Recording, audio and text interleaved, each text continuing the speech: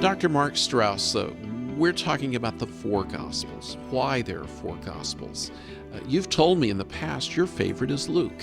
What do we learn in the Gospel of Luke that we don't see in other Gospels? Well, Luke was probably the only Gentile of the New Testament writers, not just the Gospel writers, they're probably the New Testament writers. And that comes out in his purpose.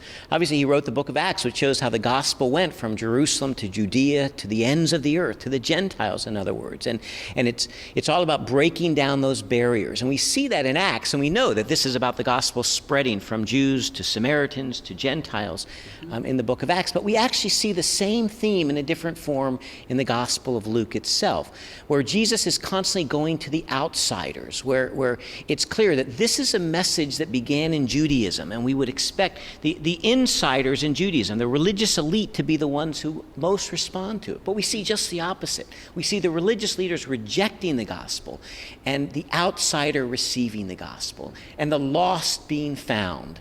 Probably the epitome of this is in chapter 15, where we have a series of what we call lost and found stories, where the first story is about a shepherd who has 100 sheep and loses one sheep, and he leaves the other 99 to go find the lost sheep.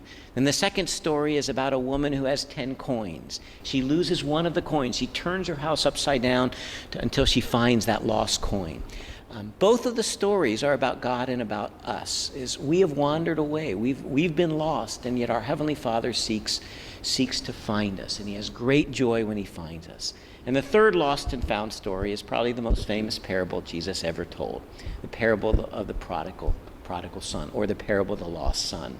About a good Jewish boy who takes his inheritance and does the unthinkable.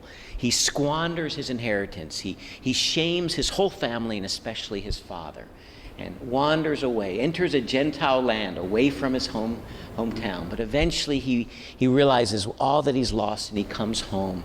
And we expect the father to reject him because he's been rejected. But in fact, he welcomes him. He welcomes him. And the climax of that story is where the father says to the older son who represents those religious leaders who are rejecting Jesus' ministries to the outcasts. He says, we had to have a party and rejoice because this son of yours was dead, and now he's alive. He was lost, and now he's found. And there's the key theme of Luke's gospel, that the Son of Man came to seek and to save what was lost. Salvation is for all people everywhere, because all people are lost without Christ.